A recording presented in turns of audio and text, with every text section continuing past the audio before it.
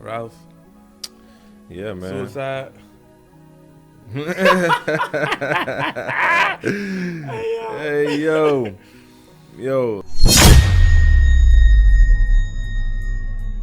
Yo, welcome back to the Circle of M podcast. I am your host, Marcus Smith II. I have my good guy with me, DONDRE ECHOLS. Yeah, man, and today, man, we're going to speak on the subject of, we're going to talk a little bit more about suicide, but then we're also really going to talk about kind of the symptoms and the things that I was diagnosed with. We're going to talk through that. But first and foremost, let's talk about like how we feeling. You got to tap in. So, Dre, bro, how you feeling today? What's the vibe like today? I'm really Tell the people, man. Feeling. I woke up this morning a little overwhelmed, trying to make a lot of stuff happen, and I'm just thinking, like how I'm gonna make it happen. So, when you woke up this morning, you felt fear, right? Did fear give you anxiety? Fear gave me anxiety, and anxiety went to, I don't know, and then I went to maybe a little bit of depression. Wow. Of like, how should I really move about my day? Right. But today, because though, people don't really realize also, like, when you're feeling that certain feeling, they don't really know that that's like depression. Like, when you feel like a black cloud is over your head and you can't, like, you feel stuck and you can't move forward, that's a form of depression. Yeah. No, that's how I felt. I felt like, dang, like, all right, I'm trying to make all this stuff happen. Then I'm thinking like, how I'm gonna make it happen. Right. And after that, I'm looking like, man, this shit ain't gonna happen. Yeah. Then I'm like, all right. Then I had to realize, like, man, wake up out there. Like, get out your head. You know what I'm saying? Yeah. Got up this morning. I'm good this morning now. Okay. I know I'm gonna make it happen. Man, well. How you feeling? You know what I'm saying? Man, I feel irritated. Irritated? I feel like, we're trying to get stuff done. We're trying to continue to move forward and do the podcast and get this information out to the people because I'm so excited to get it out to them. Mm-hmm. It could be real hectic. And when people are doing filming or they're really, their pursuit is to, have a great film, do a great podcast, it can really get to the point where it's like, dang, man, like, why all this bad stuff is happening, right? So right now I'm a little irritated, but now that I'm on here, I'm happy that we're having this conversation because now I can get these things out in the atmosphere. Now, welcome to my industry, man. Yeah, we can get these things out in the atmosphere, and it's like we can be ourselves, like our normal self, man. So the next segment, we did the tap in segment. Next one, I really want to talk about mental health in America. More so, we're going to talk about us, right? Mental health in America today. Do it. Can you hear it? Okay. Mental health, we might cut that. But mental health in America today, man, I want to talk about suicide ideation and like how that became about with me and how with that, I overcame that. So, with that being said, when I started off doing this, I wanted to really just be in a place where I could help people talk through some of the things that they were dealing with. Mm-hmm. And I didn't really want them to like go over the top to really do it and in their lives. Really, in all actuality, like the last time we spoke, you were talking about suicide ideation, right? And you talked about it a little bit, but I kind of wanted to go a little bit more deeper with that, because you talked about it, it was happening when you was 9. Yeah. Like, what were your thoughts like back then? You know what I mean? Like, what were you thinking in those moments? About myself or just about like the suicidal situation? Like, just about yourself. Like, what did you think about yourself? Like, why do you think those thoughts came up? I just feel like I wanted to feel more important. Yeah. I wanted to feel more important. I wanted to feel like now that I'm older and look at things, I just wanted some type of attention. I think that I probably just wanted like to know I was loved just for being there, type deal. Yeah. That's how I think about it. Because when I was younger and I had the opportunity to actually do it, every time I thought about doing it, I would back out. So even if you go a little bit deeper with that, when you would just back out, you were actually like close to like really thinking about like doing that part. yeah, like it's like a different what did you call it? A switch just flip. Yeah. It was like one of those things, but I never got too far. Like I was right there in the moment to just do it, but I just like never did it because I was like, all right, why are you doing this? Right. Man, Can I fix it or can I fix it? You know.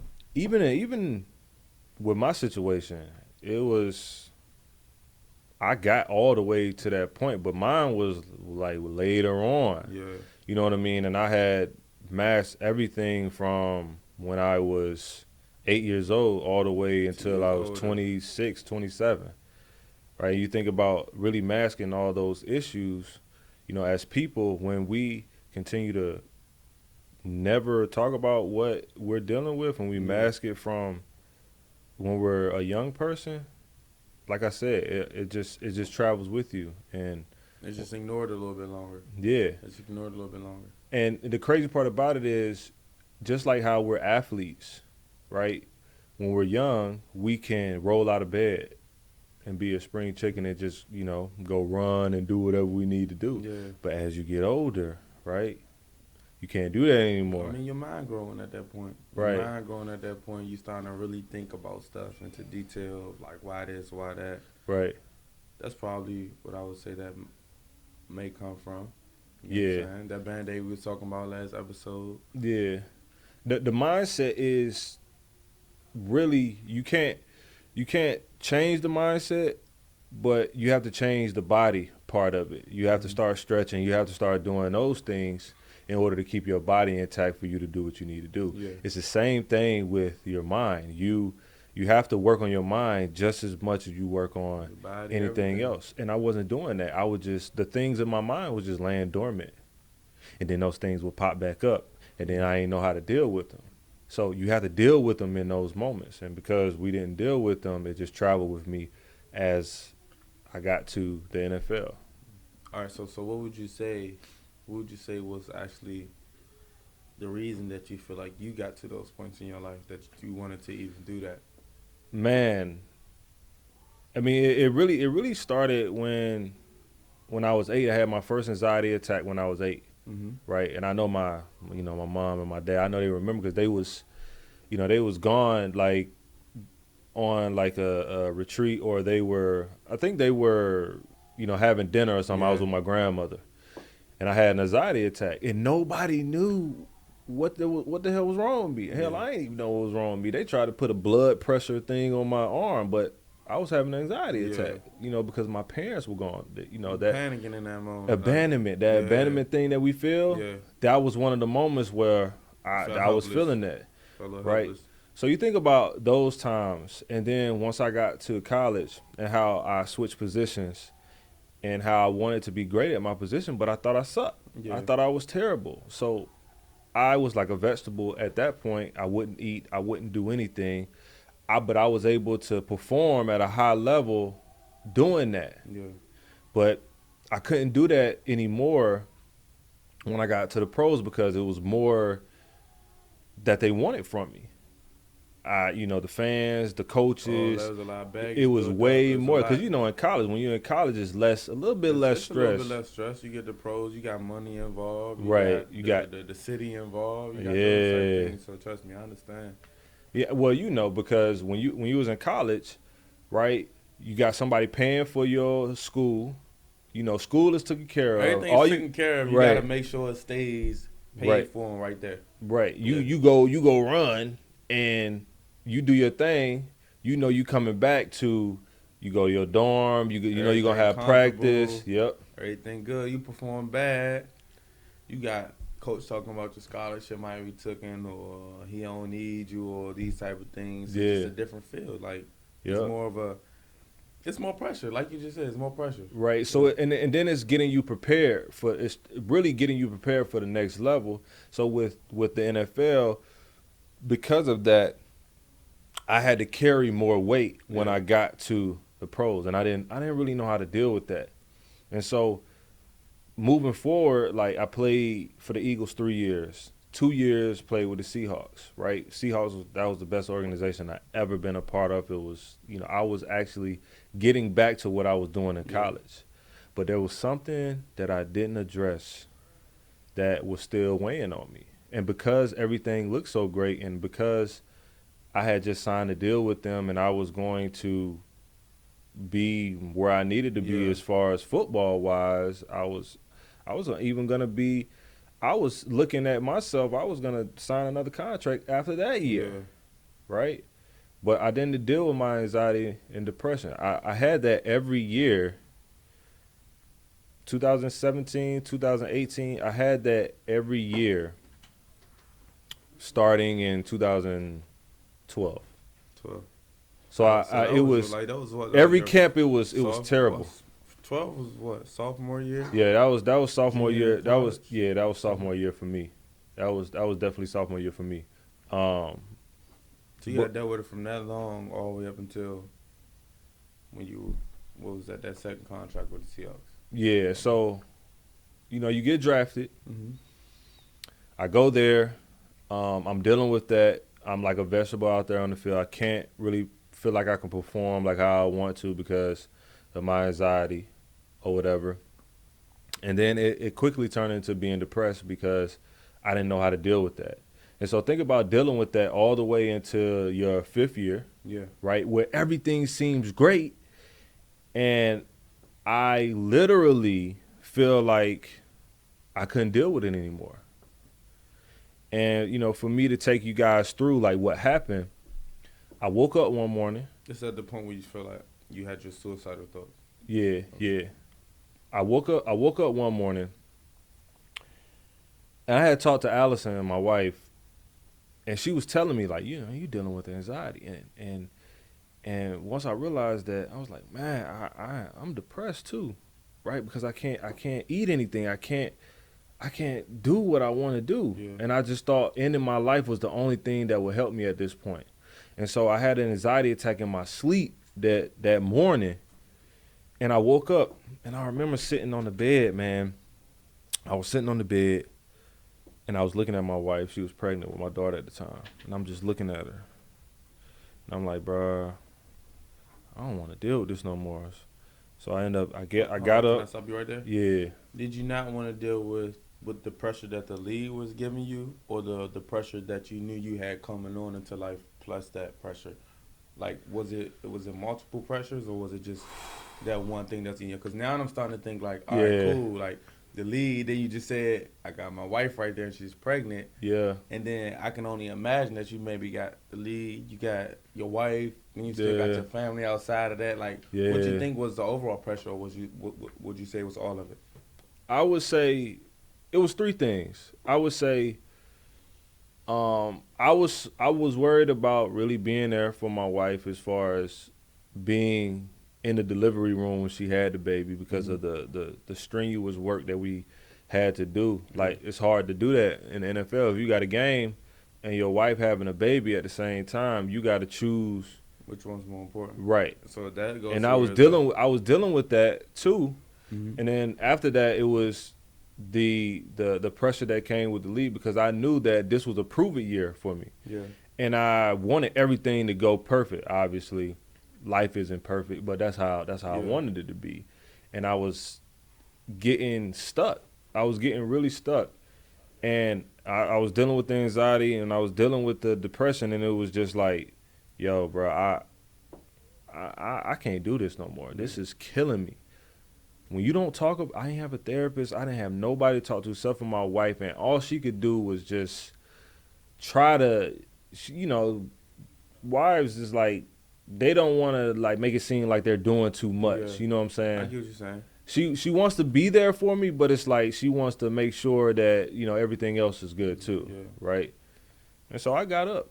I had an anxiety attack. This the tipping point. This that morning that you that you would say you dealt with, like, I don't want to be I was here. on the I want edge. to take myself out. Yeah, I was on the edge, man. I woke up, sat on the bed, and I was so tired. I remember not even, I only got an hour of sleep. And I got in my car and I started to drive. And I was going to the facility, and, you know, I was driving down this hill with this, like, rocks on the side or whatever. Yeah. And I remember, like, man, fuck it. Like, I'm about to just tip my car. And I started to tip my car to the right. Now, if you go over on these rocks, like, you gonna get seriously hurt. That it's gonna be bad. If you ain't gone, you gonna be hurt. Yeah. So I started to tip the car, and my wife calls me, and I jerked the car back out of frustration and being scared. You know what I'm saying?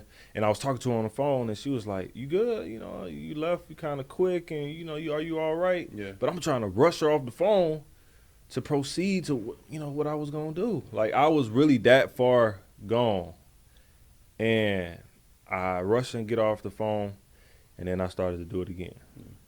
So as I'm going down the hill, I started to, like, kind of like go to the right, and then my mother-in-law calls me. So when she's talking So to this me, call number 2. yeah, this is God number 2. That's Yeah. what I'm gonna say, because it was God really in the midst. Because if it wasn't for Him, I would not be here. You know what I mean? So she was talking to me, and by the time she finished talking to me, I'm at the bottom of the hill. So when I got off the phone, well, it was like I put the phone down, and I look around, and that's why I started to freak out, because I was like, oh, tripping. shit, what the hell did I just try to do? That's why I knew. I was like, all right, football is not this important. It's not. My mental health is the most important thing. Your mental health is the most important. That's what's going to carry you. It's this first, and then everything else comes after that. Mm-hmm. So I end up going in, talking to the trainers, talked to my coaches, talked to Pete Carroll. I was like, look, I can't do this. And then they sent me a therapist, and I got the help that I needed, bro. Like, At that point, did you keep playing, or did you how was that? So I end up stepping away. So what happened was, you know, I had just signed a deal with them. So in order to keep my bread that I had, they had to release me, because if I would have stepped away, I would have had to give money back. So they basically allowed me to step away. They released me to get the help that I needed, while also keeping the tangibles and all yeah, those things, everything they had talked about with me, okay. right? But I didn't have a contract with the Seahawks anymore, right? Okay. I ended up coming home, seeing my daughter born, and then after that, I think it was like November. Yeah, I'm basically a free agent. Okay. So I went and got because I've been dealing with it for so long. It's like, bro, I don't care about football right now. Like, I can't be the very best football player I could be if this ain't straight. Yeah. And that's another thing for, like, all the people out there who's, like, listening. Like, to be the very best person that you can possibly be, your mental health has to come first. It has to, because at some point you're going to put it first anyway. That's right? Facts. That's facts. You know what I mean? That's really what it is. So, I mean, I remember the look on my wife's face when she came in there, and she was just bawling. She was just crying. It was just like, and I remember seeing that look on her face like I had already killed myself. Yeah. And it did something to me, and I was just like, man, I would vow to never, ever not talk about this, and I will always try to help other players, people in general. That's why I became a life coach. So, yeah, so man, that's a little bit about my story. You know what I mean? When they get to that point in their life, you want them to know, like, everything cool. Yeah, man. Like, just talk to somebody. Yeah, man. It's so many ways that you can get yourself help. Yeah. Like, we're talking to B. Cole on Monday, right? He has a meditation studio, right? So meditation might be something that's better suited for you, or you might have somebody in your family that you just want to confide into. That close with that you feel that comfortable enough to talk to about right your situations. Right, but also somebody maybe that's unbiased who can't really push you in a certain direction. Yeah. You know what I mean?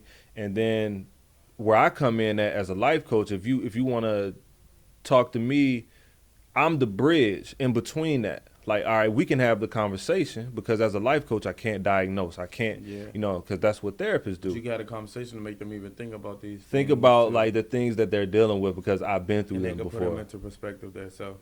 Right. And that might be better than therapy for certain people. Right. Dang, bro, you put that. My bad. You put that together nice, Yeah, bro. Nah, that's real though. Mm-hmm. That's real. I know we play sometimes, but that's real in itself. So if we was because I got my notes right here. If we was going to conclude that and say, I don't know, how we felt about suicide or what we would tell people about this. If they're having these suicidal thoughts, what Right. should they do? Right. What should they think? What should they say? How should they handle it? Type deal. Right. So, well, let's talk about like how what would you tell somebody if they were having this, like some type of issue that was going on like that? I don't want to sound like too harsh or too real or too anything like that, but I would personally say, like, we came on this earth alone. Yeah.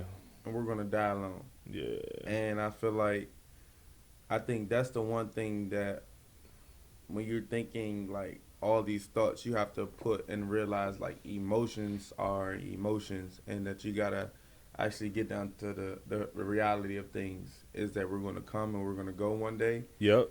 And you gotta understand, like, no one can control the outcome or the feelings of other people. We can't control the people around us, how they feel, how they think, and stuff like that. Or we gotta just accept everything for what it is and keep it moving, because at the end of the day, say if we do have that suicidal thought, we do take ourselves out, we're gonna hurt people. We're gonna open people's eyes, but at the end of the day, life is gonna keep moving. And so I feel like that people have to come to that thing of,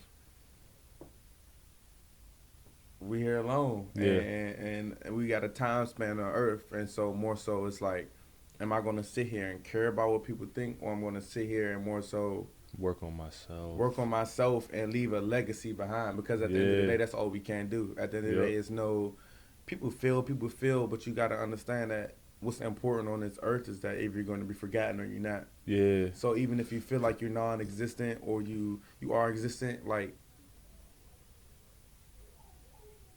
I guess you just gotta make a choice. Yeah. Am I gonna sit here keep feeling this way? Yeah. Or am I gonna make a difference on this earth? I don't know if I said that right, but no, you did. I'm it's help harsh you with that. It's harsh though. Yeah. It's harsh because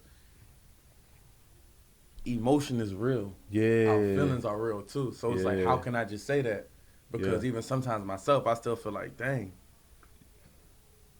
So that's a good point. You get what I'm saying? That's a good point, because you're not only talking about that, but you're being genuine in that, right? You're not saying that, oh, I want you to do that. No, you're saying like, look, I still deal with that.